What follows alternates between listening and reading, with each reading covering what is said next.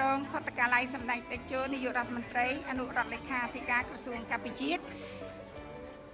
ចានឹងលោកជំទាវសានចន្ទធីចាត់ប្រកម្មការអចិន្ត្រៃយ៍នៅបញ្ជាការដ្ឋានអង្គរៈដែលបានឧបត្ថម្ភដល់ទូកពិសិដ្ឋអំពរវ័នតេជោសែនជ័យ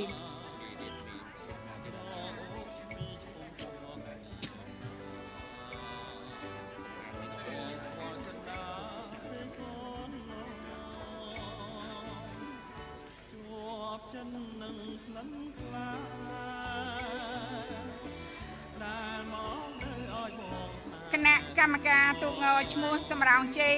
បារមីដេចជាសែនជ័យសូមគ្រប់ថ្លែងអំណរគុណជូនចំពោះឯកឧត្តមគតិបណ្ឌិតពេជ្រប៊ុនធិនរដ្ឋមន្ត្រីក្រសួងមុខងារសាធារណៈនិងជាប្រធានក្រុមការងារថ្នាក់កណ្ដាលចោះជួយខេត្តក្រចេះនិងលោកជំទាវដែលបានឧបត្ថម្ភទាំងស្រុងក្នុងការចូលរួមការប្រកួតនៅក្នុងពិធីបុណ្យអុំទូកបណ្ដែតទីសំពះព្រះខែដល់ទូកសំរោងជ័យបារមីដេចជាសែនជ័យ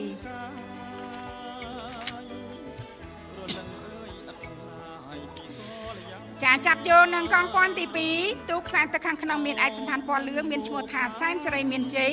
ដែលជាទូកឧបត្ថម្ភដោយឯកឧត្តមងួនញ៉ិលអនុប្រធានទី2រដ្ឋសភា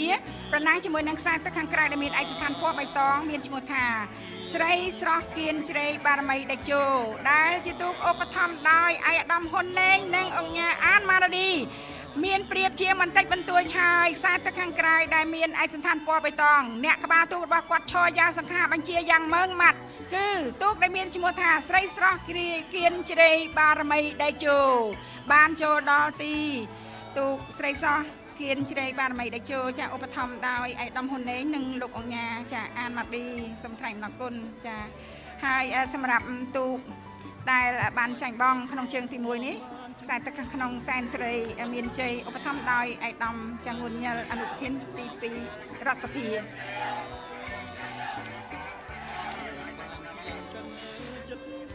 សូម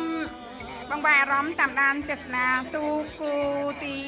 98ដែលជាគូពិសេសខ្សែទឹកខាងក្នុងដេជោកែវវិជ័យបារមីចៅសែនដែលជាទូកឧបត្ថម្ភដោយឯកឧត្តមសុយសែមរដ្ឋមន្ត្រីក្រសួងរាយនិងធម្មពលទូកនេះអញ្ជើញមកពីខាងពោធិ៍សាត់មានឯកសណ្ឋានពណ៌បៃតងប្រណាំងជាមួយនឹងទូកដែលមានឈ្មោះថា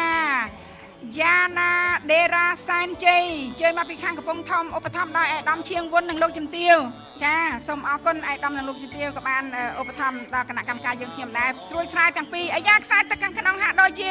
បន្ថែមល្បឿនព្រោះថាមុននេះចាញ់បងខ្សែទឹកខាងក្រៅ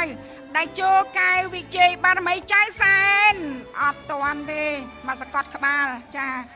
យ៉ាណាដេរ៉ាសែនជ័យតែឧបត្ថម្ភដោយឯកឧត្តមឈៀងវុនទូកនេះអញ្ជើញមកពីខាងបឹងខ្វែកប្រាសាទសម្បូរ